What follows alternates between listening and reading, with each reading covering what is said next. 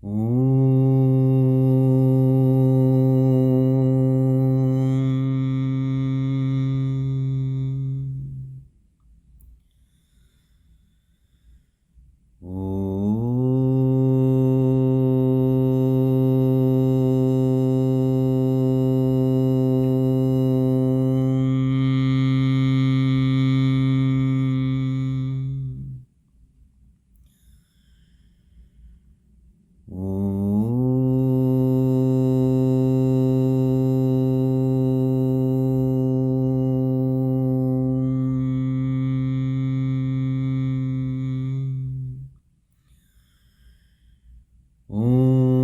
Sahana Bhavatu Sahano Bhunaktu Sahaviryam Karavavahai Tejasvinavadhitamastu ma vidvishavahai.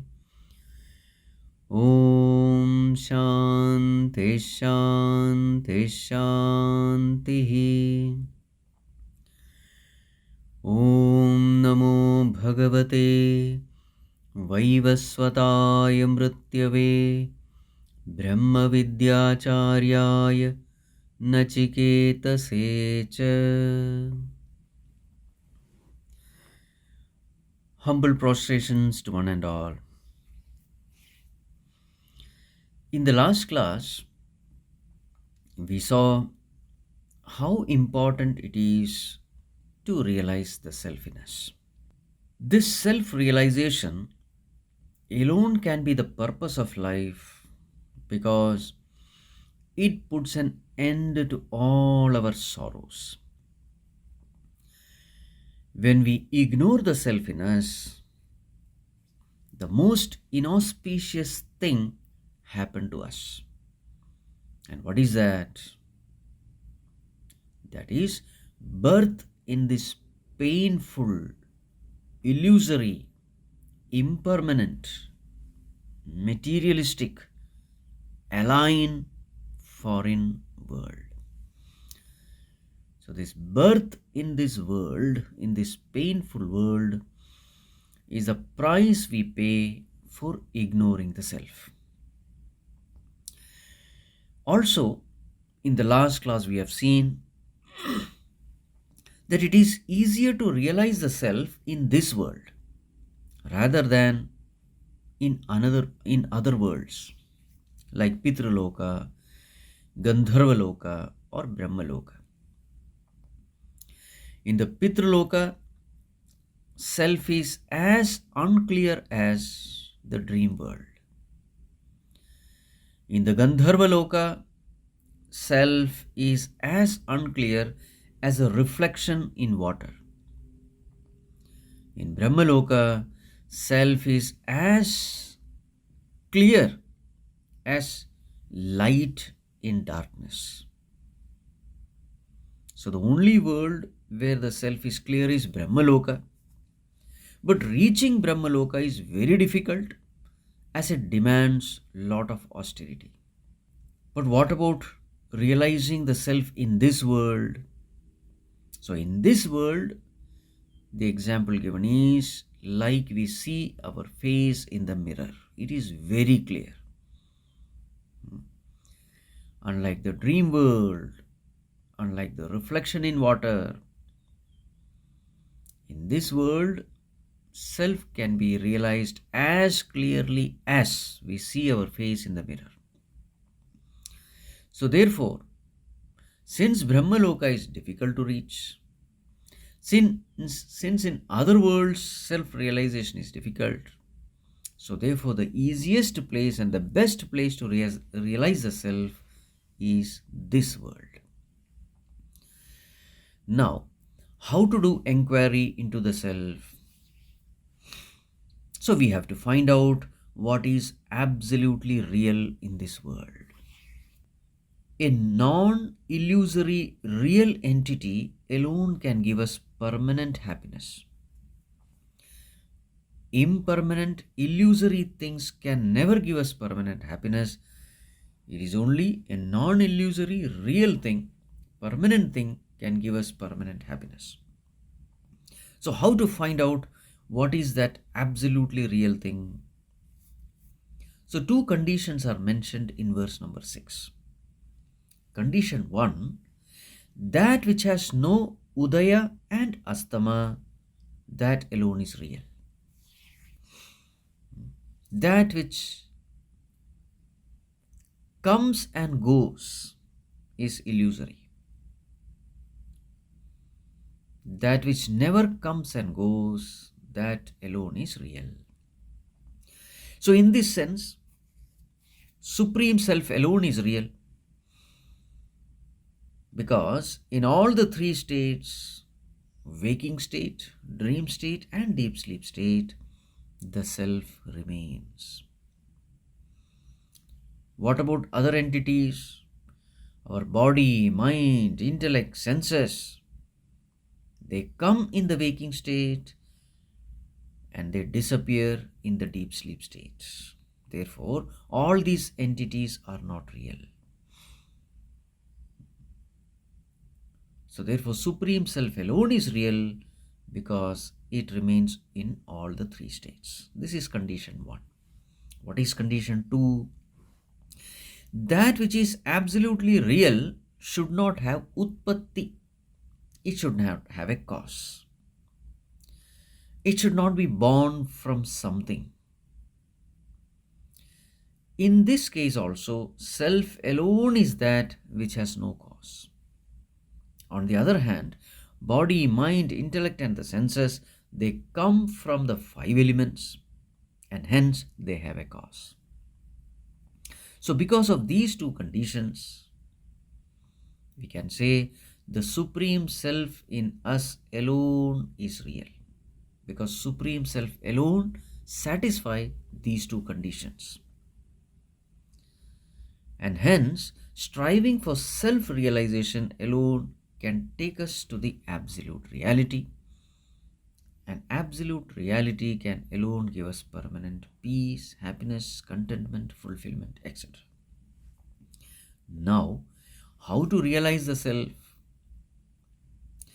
Self being the innermost essence in us, we have to transcend our grosser personalities in us to reach our subtlest essence.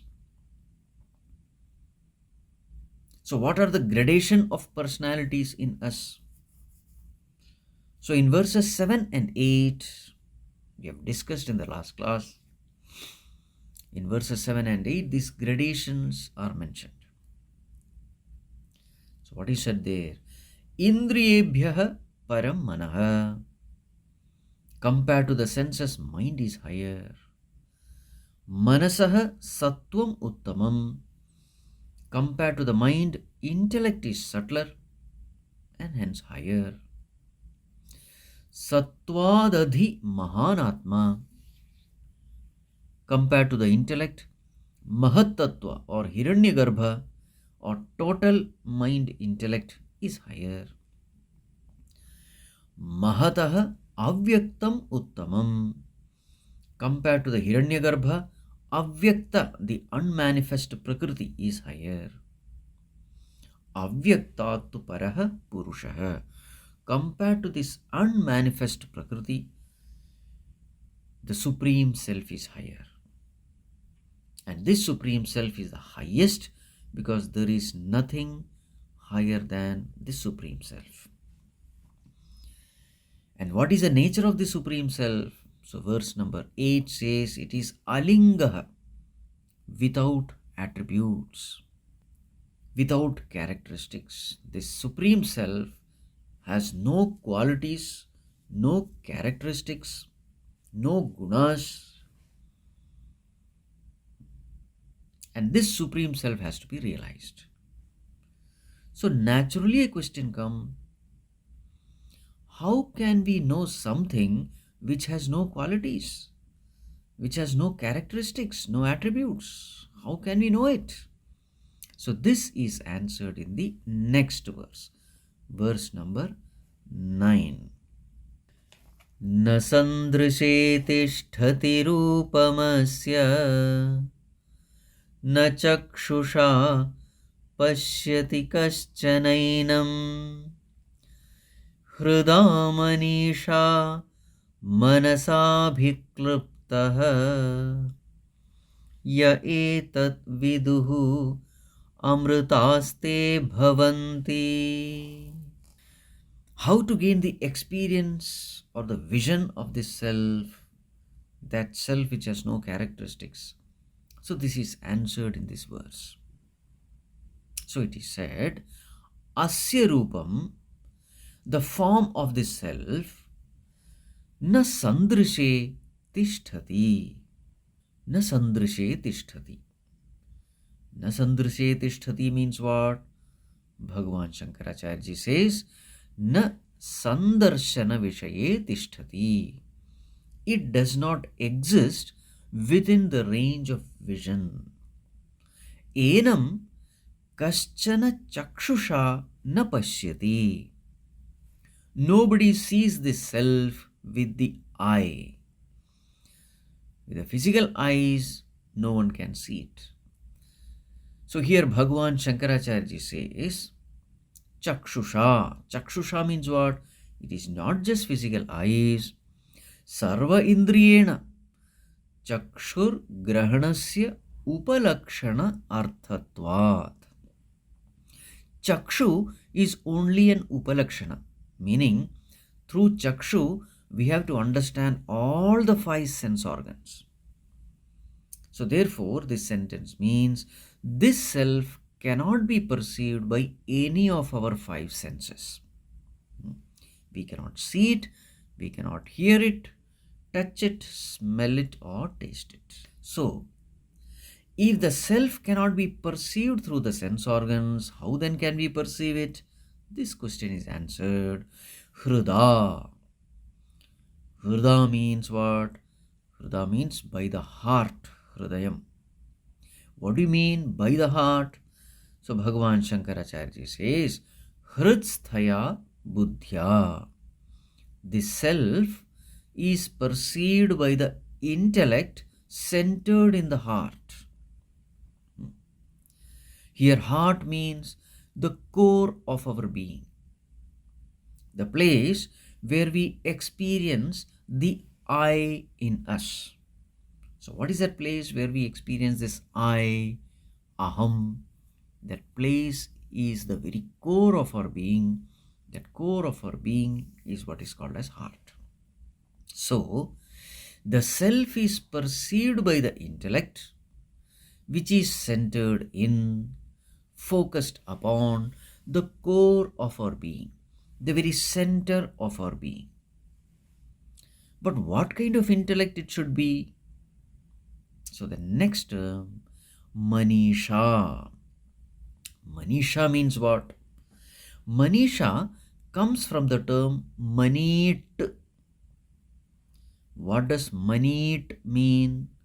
So Bhagavan says, Manasah sankalpadi rupasya ishte niyantratvena manit.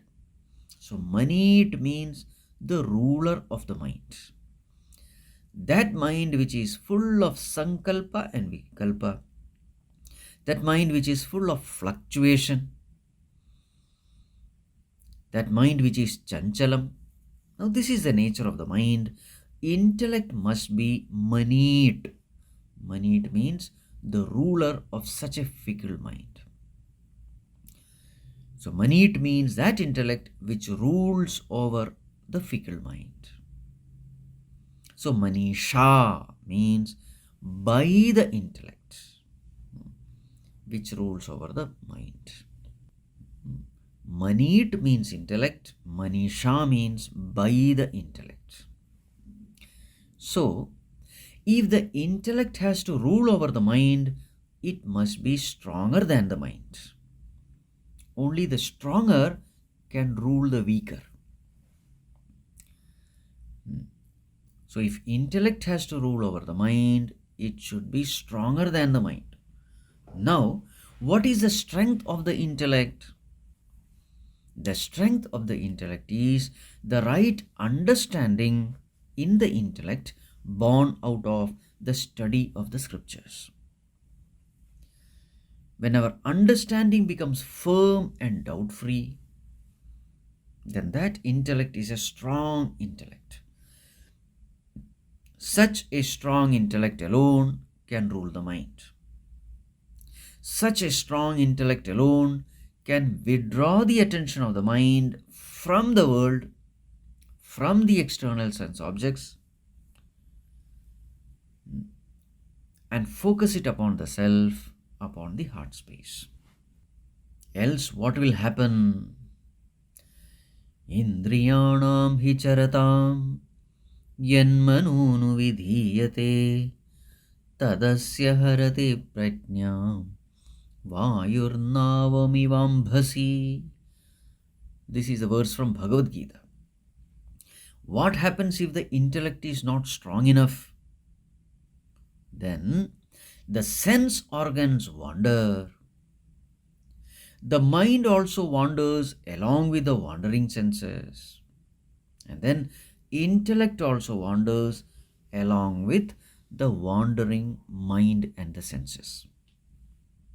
Like the unanchored boat wandering with the wandering wind. So this is what will happen if the intellect is not strong. Hence a strong intellect is necessary. What happens when we have a strong intellect? So again Bhagavad Gita says, Shanai Shanairuparameth Buddhya Dhruti Grihitaya Atma Samstham Manah Krutva Nakinchidapi Chintayet. A strong intellect can withdraw the wandering mind and focus it upon the self. So this is the same thing which is said here also. So what should the intellect do? See the next term, manasa. So Bhagavan Shankaracharya says, manana rupena samyak darshanena. So here manasa doesn't mean with mind. Here manasa means through mananam, through contemplation, through reflection. That is the meaning of manasa here.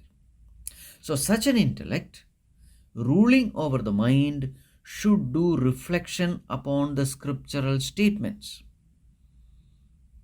It should substitute the worldly thoughts with spiritual thoughts. And what is the essence of all spiritual thoughts? The essence is Aham Brahma Asmi. This I in me is none other than God. This I in me is the very essence of the whole creation. This I in me is the support of the whole world. This I in me is the only reality upon which the unreal world is projected. So in this way, the intellect must entertain spiritual thoughts, replacing all worldly thoughts. So this is called as mananam. So these spiritual thoughts act as a pointer. And what is the pointed? The self is the pointed. The I in us is the pointed. So the pointers are pointing to the pointed. So the intellect must shift the attention of the mind from the pointer to the pointed. So this process is called nididhyasan. Paying attention to the self with the mind through an educated intellect. This process is what is called as nididhyasana. So the purpose of the educated intellect is to shift the attention of the disciplined mind from the world of sense objects to the self in us. So unless there is a strong educated intellect and a disciplined obedient mind, this meditation is impossible to perform. Only when both the mind and the intellect cooperate, both of them are prepared, only then we are able to enter deep into our heart space. Only then we are truly able to experience the true nature of our own self. So, what happens when such an inquiry is done?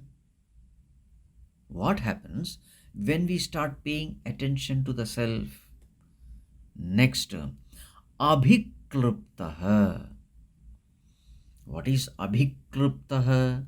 So Bhagavan Shankaracharya says, abhikluptaha means abhisamarthaha, abhiprakashitaha. So abhiklupta means revealed.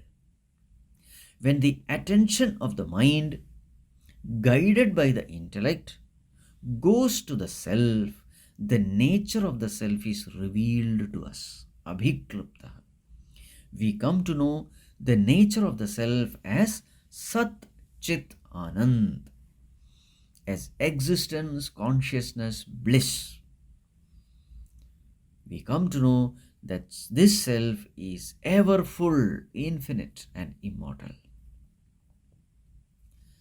What happens to us when we experience the nature of the self? So it is said, Yaha etad viduhu, the one who thus experiences the self. What happens to him? Te amrutaha bhavanti, they become immortal. Now, what happens in that state when the intellect grasps and experiences the self? When the mind abides in the self, what happens? What happens to the mind, the senses, and the intellect? That is mentioned in the next verse, verse number 10. Yada panchavatiष्ठन्ते ज्ञानानि मनसा सह बुद्धिश्च न विचेष्टते तामाहुः परमां गतिम्. Yada panchajnanani. Panchajnanani means 5 senses. Why are the sense organs called jnanani? So Bhagavan says, jnana arthatvat, because the senses help us in gaining knowledge of the world.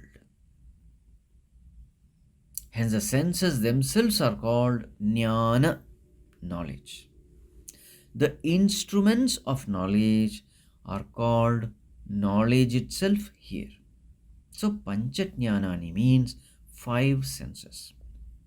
Okay. So 5 senses, manasasaha, along with the mind.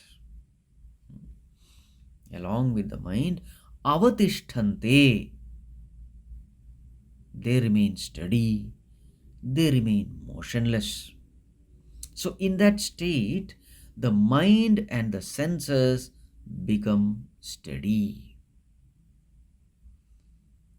The senses are steady because they are not transacting with the world of objects. The mind is steady because there are no desires. The mind is steady because there is absolute contentment. The mind is steady because it feels absolutely secure in consciousness. There is no fear of insecurity because the self is of the nature of existence. It can never become non-existent. It can never die. And therefore it is absolutely secure. When the mind experiences this nature of consciousness, it becomes absolutely peaceful, feels absolutely secure. And now again, consciousness is of the nature of ananda. is the nature of highest bliss. Therefore, the mind becomes steady because it is experiencing the highest bliss. This happiness or bliss or peace or contentment, fulfillment, call whatever you may say, call it by any name. This is what the mind always craves for. And when it turns towards the self, it gets what it wants.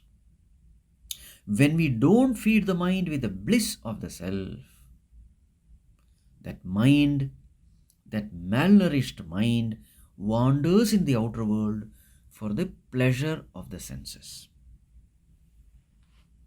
Like my own ill fed dog going to the streets and eating filth.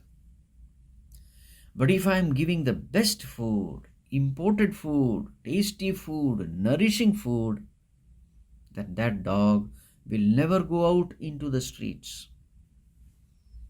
In the same way, the mind which is fed with the best food, the bliss of the self, the security of the self, the reality of the self,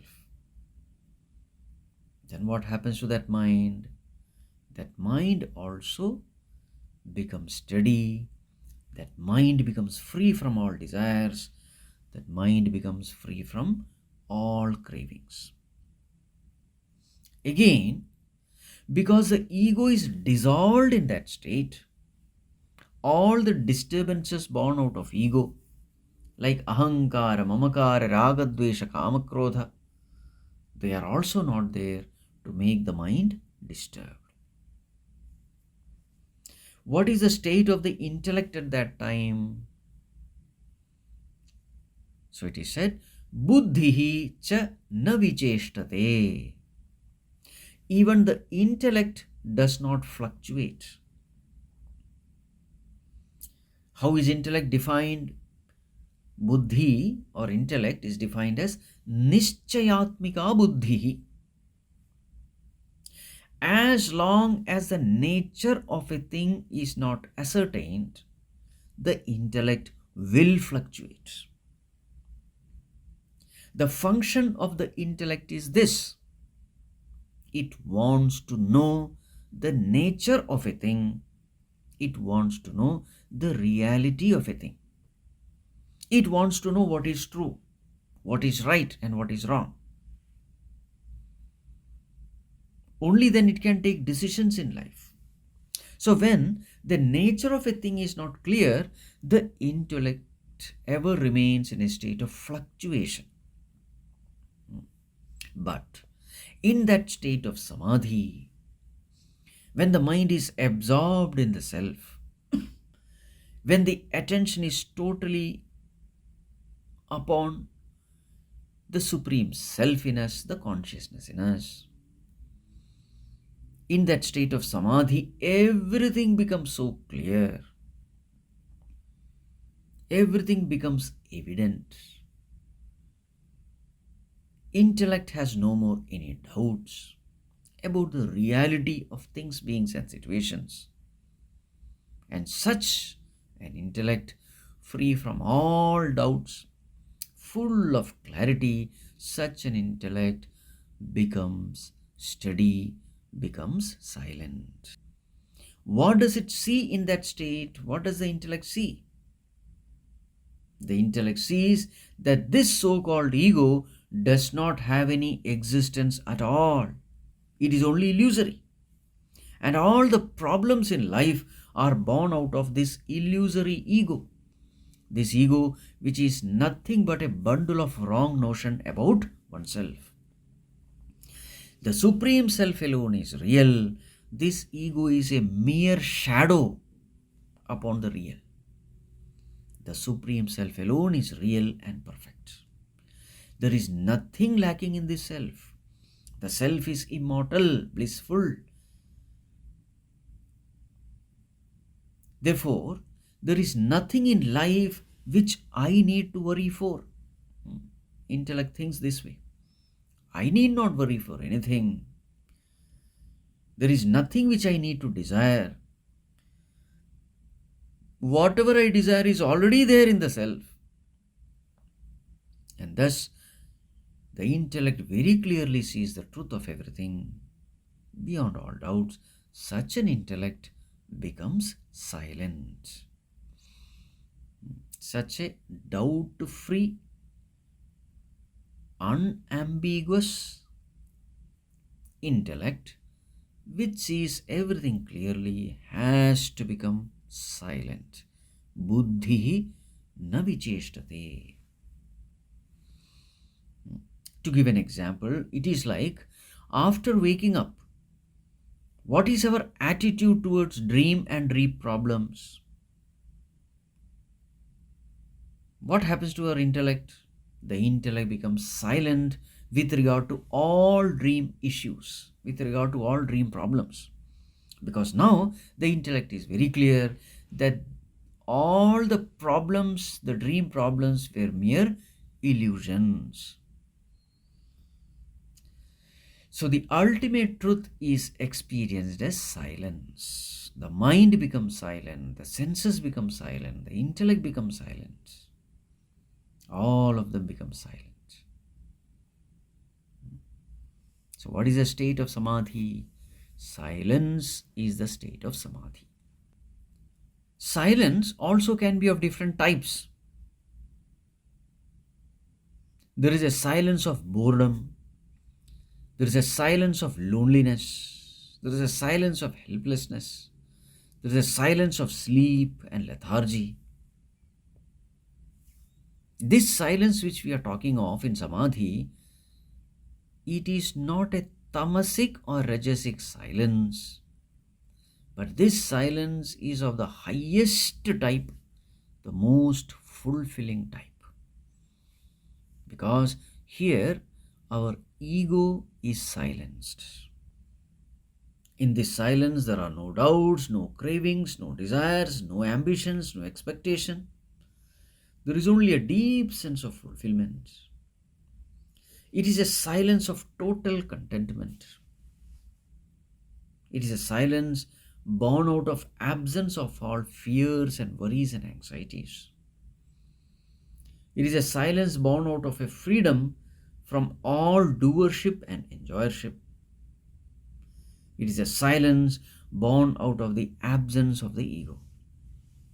Now, this ego is nothing but a noise. All noise in life is because of the ego. When the ego dissolves, all the noise also dissolves. This silence, born out of the dissolution of the ego, this silence is the silence of samadhi. Hence, Shruti Mata says, Tam ahuhu paramam gatim. This is called the highest state of self-realization. And this itself is the purpose of all yogas, says the next verse. So let us see the next verse, verse number 11. Tam yogamiti manyante स्थिरामिन्द्रियधारणाम् अप्रमत्तस्तदा भवति योगो हि प्रभवाप्ययौ ताम yogam iti manyante. Such a state is called yoga. What is that state? Sthiram indriya dharanam, where the mind and the senses are held steady. So Bhagavan Shankaracharya makes a very interesting statement here. Bhagavan says, Tam idrishim avastham yogam iti manyante viyogameva santam. It is very interesting that this state is called yoga, but actually speaking, it is a state of viyoga. It is a state of disassociation. So that which we call as a state of association, the state of yoga, is actually born out of state of viyoga, state of disassociation. This state of disassociation from sense objects is called yoga. So yoga is actually viyoga. Why is viyoga called as yoga? So Bhagavan says, Sarva anartha sanyoga viyoga lakshana hi ayam avastha yoginah. Disassociation from our association with all anarthas, all evils, all inauspiciousness. This disassociation from our association with calamity is called yoga. So Bhagavan says, Etasyam hi avasthayam avidya adhyaropana varjita swarupa pratishtha atma. Only in this state of disassociation, the self is established in its own nature, devoid of the superimposition of ignorance. Only in this state of disassociation, we are able to abide in the self. Indulgence in the sense objects and abidance in the self is not possible simultaneously. So, if we have to attach to the self, we will have to detach from the non self, from the sense objects. In Bhagavad Gita, also, this concept comes. In Bhagavad Gita, the term used is Dukkha Sanyoga Viyoga Yoga. It comes in the 6th chapter. Disassociation from our association with sorrow is called yoga. So at present, what is our condition? Dukkha Sanyoga is our condition. We are associated with sorrow.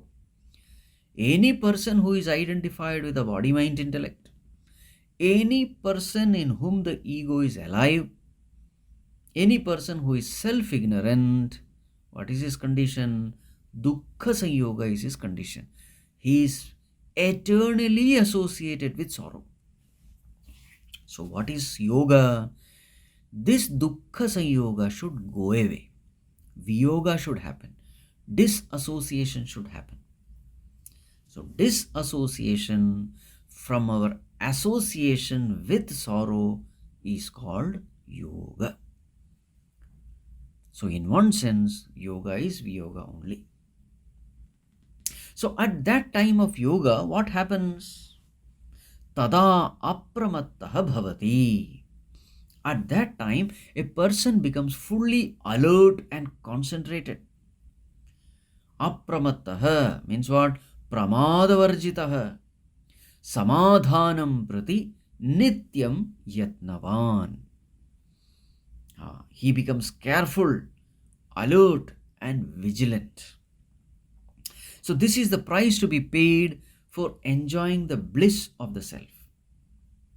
On one side, there is this world of sense objects tempting us to go out, tempting us to fall. On the other side, there is the Supreme Self inspiring us to go within, inspiring us to lift ourselves. So if we go out, we miss the bliss of the within. So this is called as a fall in yoga. So a necessary condition to be practiced for yoga is viyoga. Detachment has to be practiced from the outer sense objects for successful union with the self.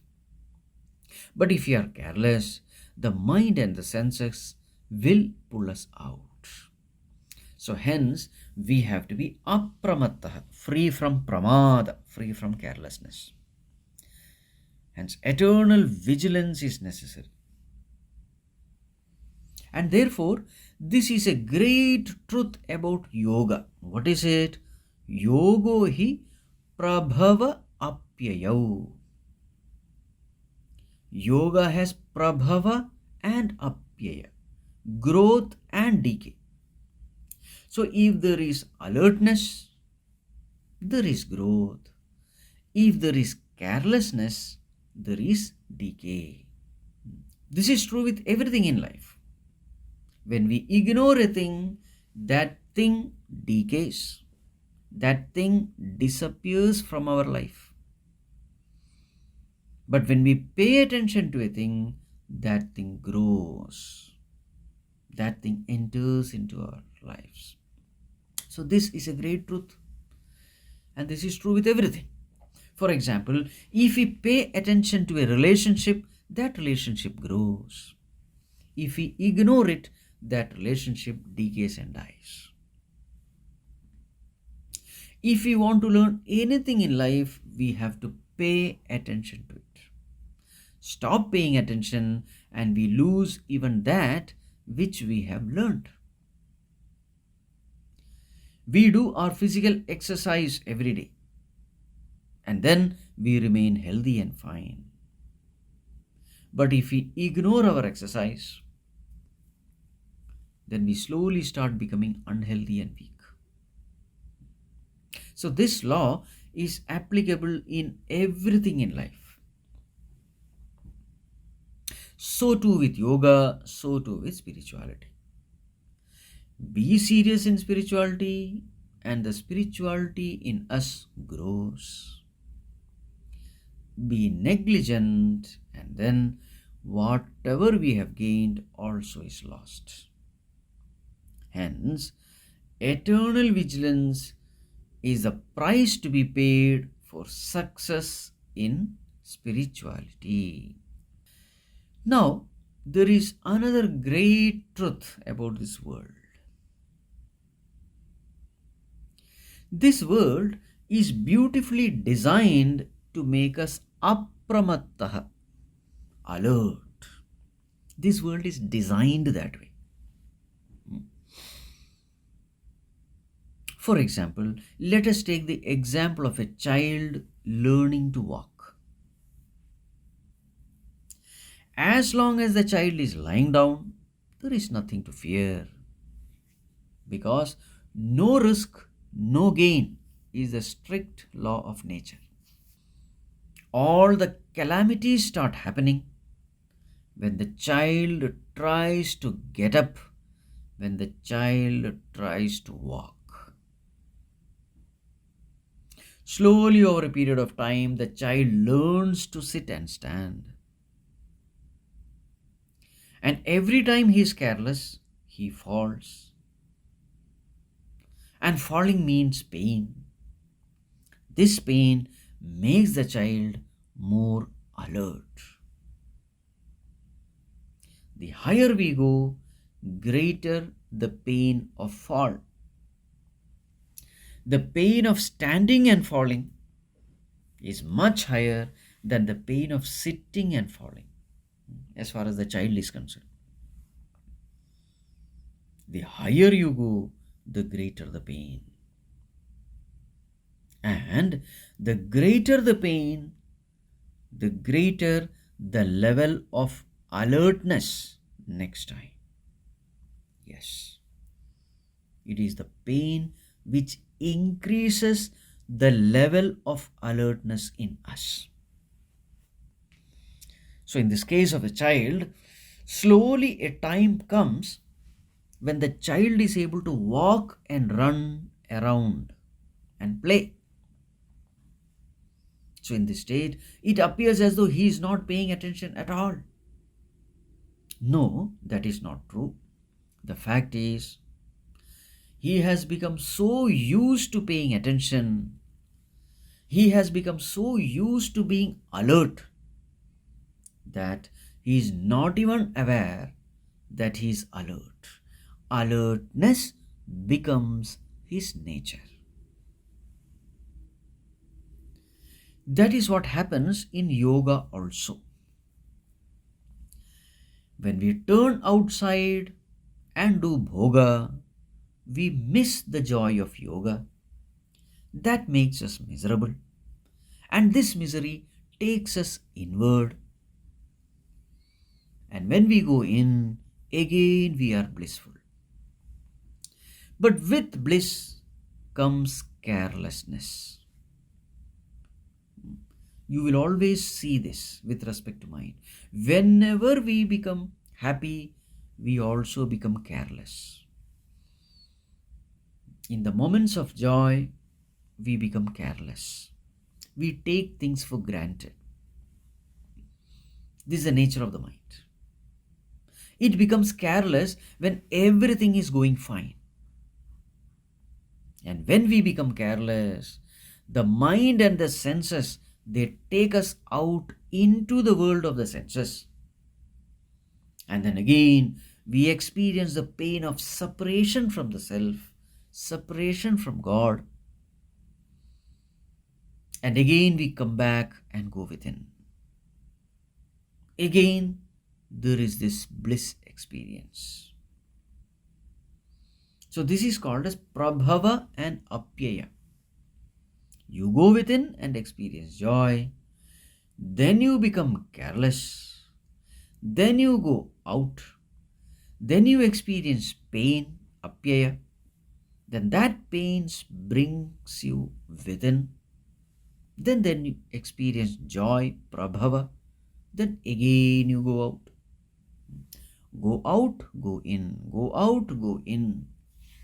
This keeps happening.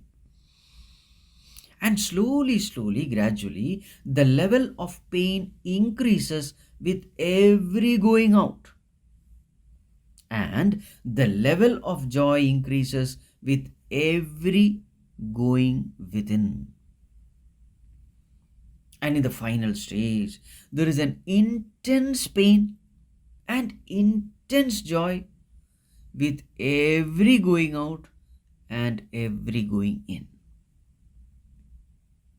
And finally, a stage comes when going out becomes extremely painful, like the person suffocating in water, or like the jata on fire. This is another example given. Suppose a person's jata is on fire. How miserable that person will be. That miserable a person becomes when he goes out and indulges in the senses.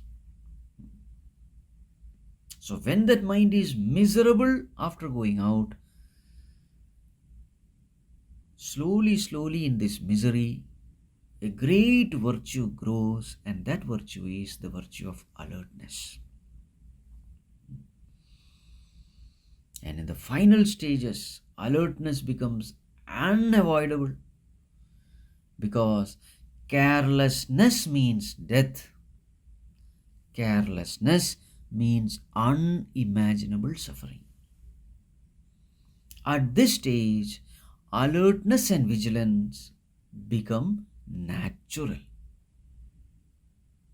So, this is the journey in spirituality. Many times we have to fall before we learn to attain firmness in abidance in the self. So, this line, yogo hi prabhava apyayo, can also be taken as a warning for the seekers. The warning is,